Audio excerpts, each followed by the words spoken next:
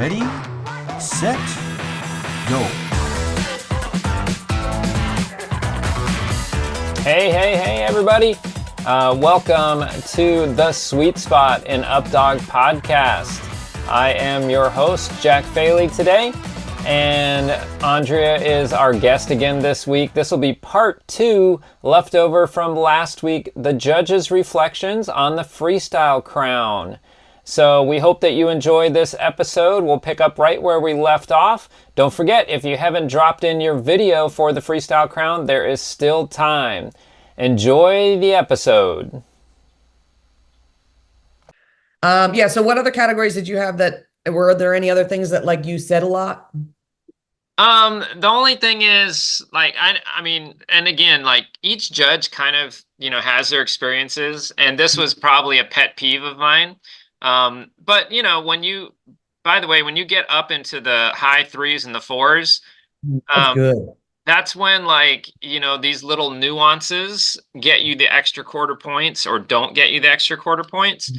I saw like flat work and flow real nice inside, like within this like 7 by 7 yard area, the flow and the flat work was real nice. And then all of a sudden, when we got out here to the medium area or the long area, like the long throws, everything was directed to the dog by just the disc. Yep. Like all of a sudden, the communication between the handler and the dog kind of faded, and it was just like, here, go over there, go over there, go over there. So one thing that I did right a lot is that you can still connect with your dog further away. Get your dog moving, even if it's just like on a flank for a second, or get your dog connected to come through your legs or something. Connect with your dog farther away than just 3-4 yards away, and then get them lined up for that next toss. You don't want the judge to see that the dog is only connected to the plastic in the sky. You want to have, especially the team judge, you want that team judge to see that dog's checking in with the handler. So again, it was some of our higher level teams, like a lot of good flat work and flow tight up, but then as they started getting further away, it kind of faded. And again, that could be the difference between another quarter point that you get or don't get. And that also falls into style, I think. Like the European teams are going to be much more comfortable outside, and the American teams are going to be more comfortable inside in general. I think American teams play more close in with long out throws. And I think more of international style, like we say, it's not international style, there's whatever tendencies, is that there's more of a outward, longer throw type of thing and less inside stuff. But that did come up for me a lot also in what I wrote for notes was to help a fast dog catch was to set the dog on a flank line first and use interception and shapes. I probably wrote that 50 times. Because the out throws, it's just straight line pursuit, straight line pursuit, straight line pursuit. Get the dog on a flank line, throw on the flank line. Not only will your fast dog be able to actually collect and catch, but they're going to look better doing it. They're not going to be throwing their front feet up and dragging their butt, and they're not going to be, diving to try and catch something at the last second. That was one of the really big ones too. So yeah, really, really use the flank line, use shapes to create interception. So your dog doesn't have to work so hard, and you don't have to throw so far every time. Yep. Like you don't have to throw to that far corner. Like you can use the lateral spaces of the field.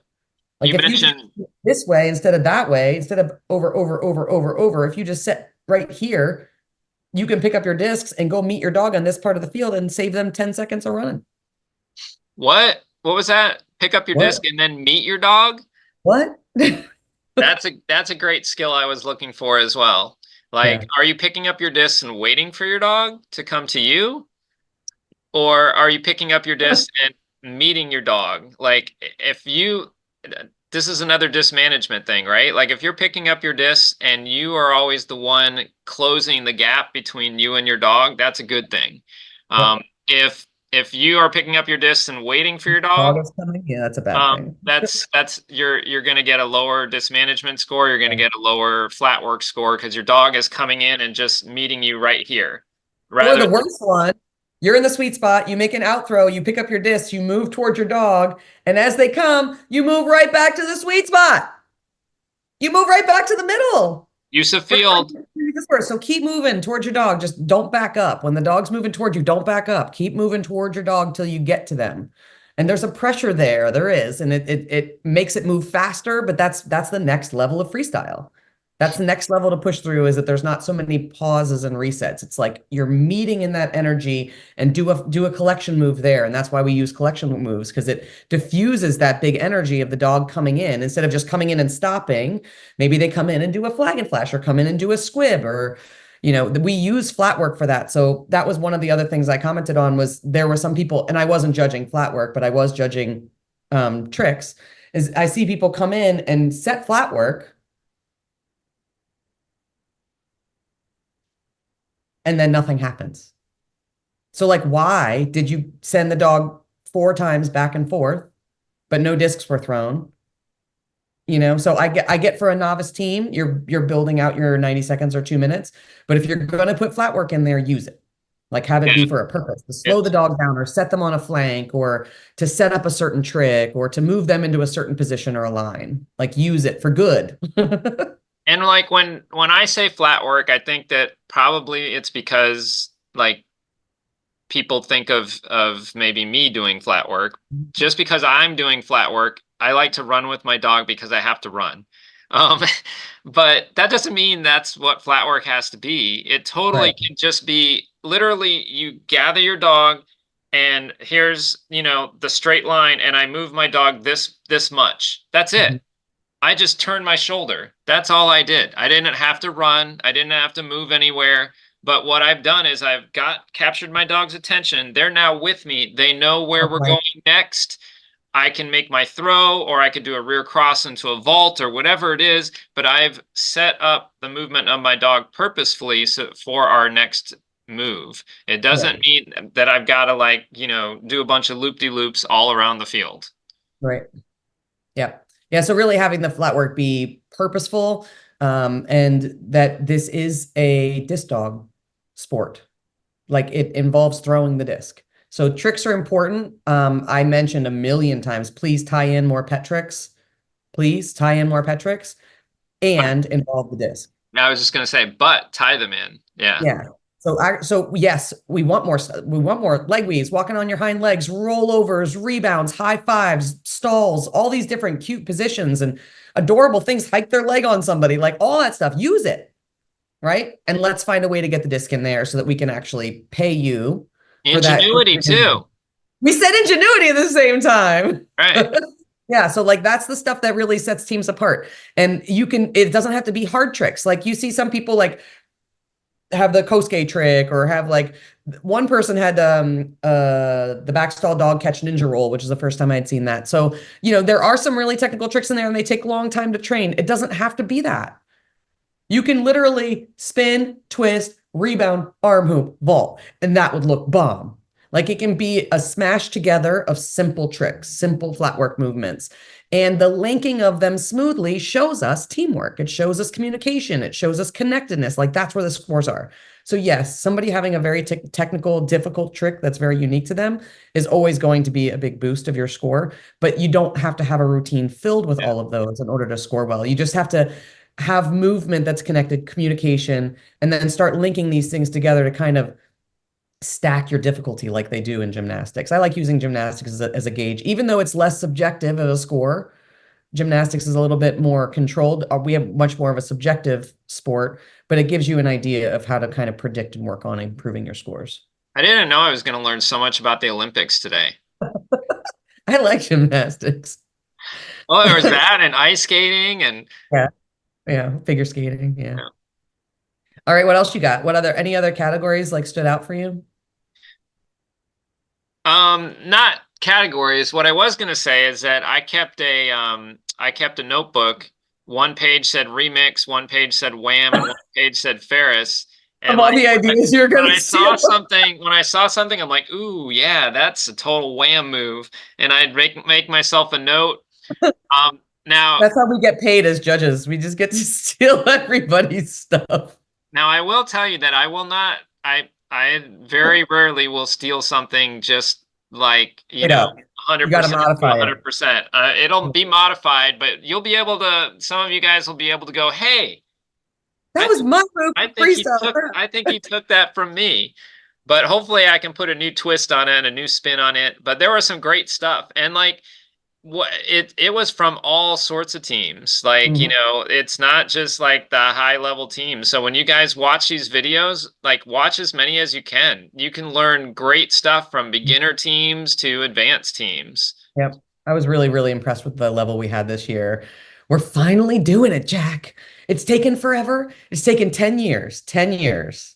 But we finally have like high level freestyle teams in an up dog contest of this scale. Makes me so happy to see so many of them. Like we've always had I was gonna say we've always pairings had of high great level, teams. but So many this year. now we have so many more high level teams. And what's cool to see is teams that just a year or two ago Yep, I wouldn't have considered high level that they now are. Yeah. I am considering high level. And and also I'm like, ooh, I don't know if I want to compete against that person.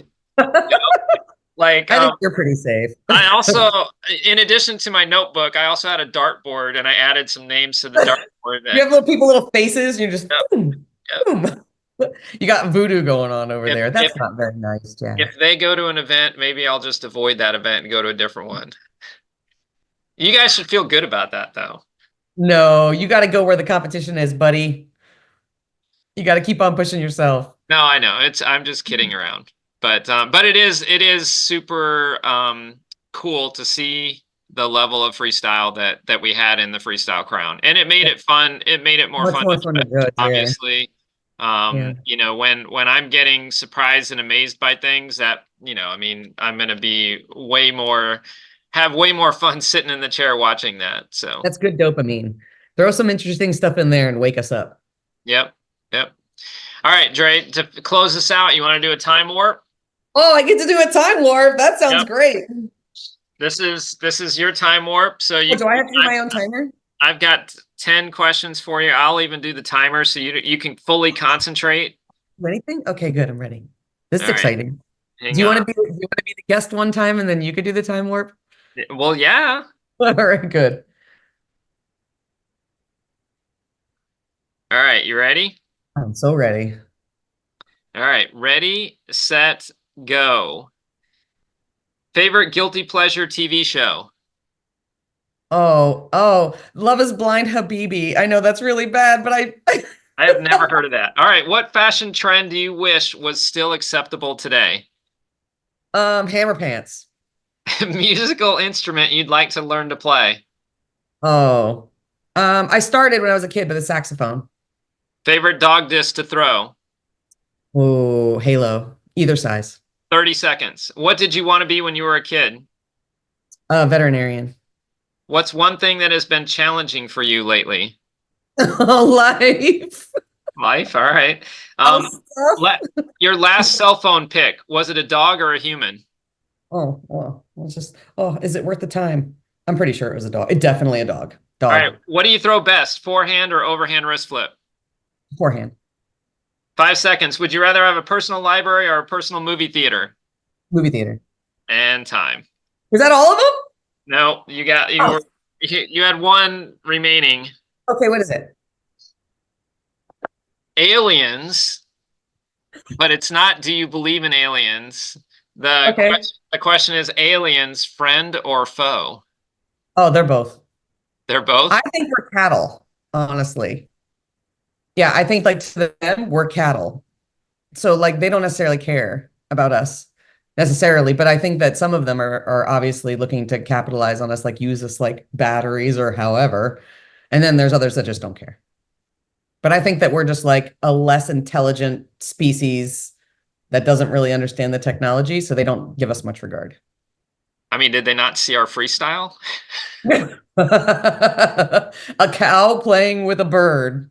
Did the Matrix series have it right then? That we're all just like hooked up to their simulation is one of the theories. Sim theory is one of them that seems most likely that we're in a simulation based on all kinds of stuff like Fibonacci numbers and stuff like that. So there's a lot of evidence that shows that we're most likely in some sort of simulation. I experience lots of NPCs when I walk around in the world, people that are just like, when you move into a different section of a video game and then like all the characters animate when you walk into the room, but like before you walked into that room, nobody was animated. So like I think the world is full of NPCs. It's possible that this simulation is just like my simulation and that everybody else is here to relate with my simulation, and then your reality is your simulation, and they overlap like unlimited, right? But if the theory is simulation, like why would be in a simulation? We have to be producing something for someone to want, right? So one of the theories is that our stress or negative emotions provide a certain hormonal response in our body that is a food source for aliens. They like our hormones. But the negative emotions taste better than good emotions. And so that's part of the reason why they chose like an aggressive race like humans. Because in we tend to create chaos over and over again throughout history. Well, there you go. Follow Dre for more alien theories. We watch the Y Files. That's a really fun show on YouTube to watch, about theory and stuff like that. But yeah, I'm a total alien science. I don't like to think about it too much because then it scares me. I watched do you remember the movie Fire in the Sky? It was like a long time ago. Like I'm dating myself, but like it was like it's got to be 25, 30 years ago. It's one of the ones where they have like a little paper UFO that goes across the screen like they used to do. No. It was in the movie theaters probably in the early 90s or something. Okay. And it was supposedly based on a true story is what it said at the beginning, and it was about an alien abduction. And like I was always a little bit, on the fence with it anyway. And then when I watched that, I was like totally freaked out. And then like an idiot, I used to play rec league ice hockey, and it was like an hour from our house, and some of our games were like started at 11 o'clock at night. So I'd play at 11, then the game would finish. How young were you when you did this? Because I don't want to do that right now. I was in my probably 20s and 30s. That's why. Okay, and I went to work the next day too, by the way, which is crazy to think about now. I don't want to do that. So I would be driving home at like 1 o'clock at night, and there was this show that would come on. It was called like On Through the Night or something like that, and it was all these crazy like alien theories and like conspiracy theories and stuff. And I would just listen to it for fun, but like it would freak me out, and I'm like, why am I freaking myself out? And one day I was listening as I was coming home, and you know how the windy road, like right before you get to our house. And I was listening, and it was an alien one.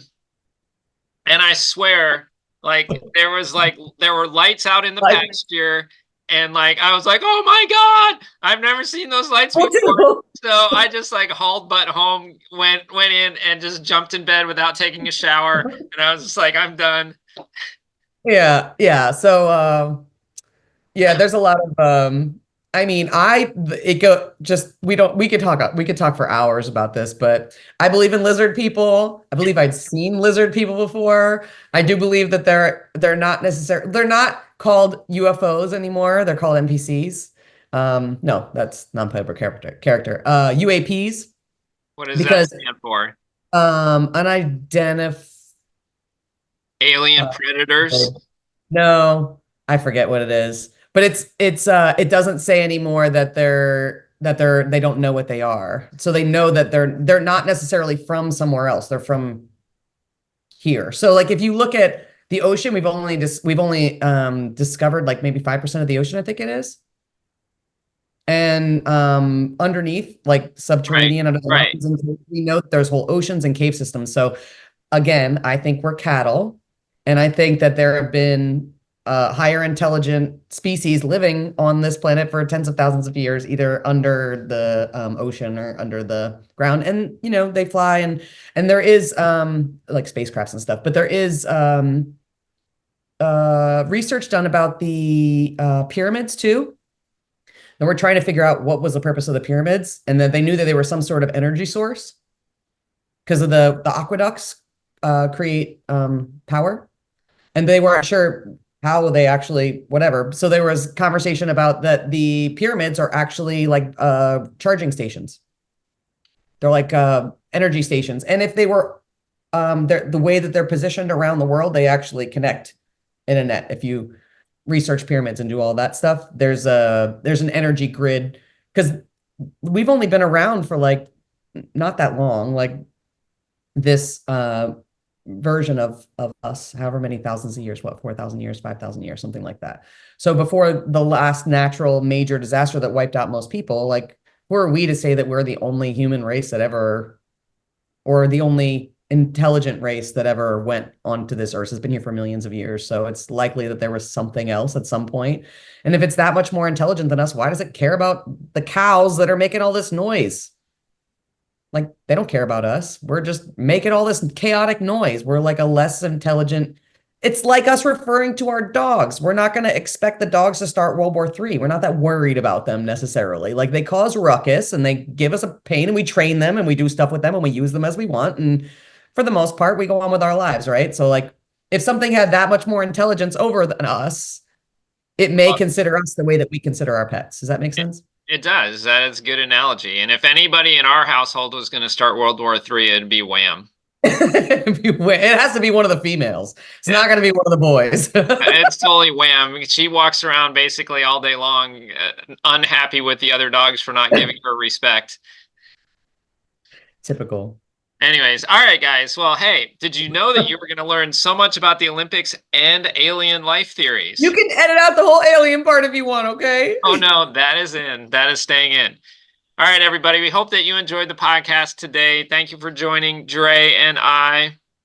Thank you, Jack, for being my co-host, and I got to be our guest today. That was a lot of fun, and I love the conversation about Freestyle Crown. And we still have round 2 coming up. We're going to be judging it on the 5th. I think it said it was. So you all have until the 31st to get your videos in for round 2. If you missed round 1, it's not too late.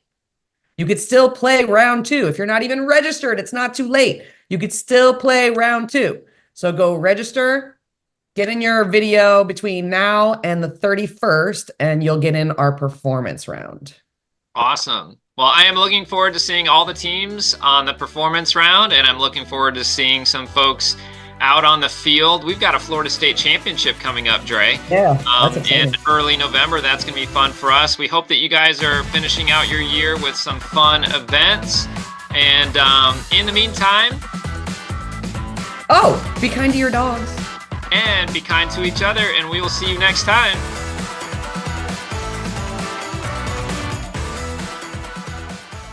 Hammer pants.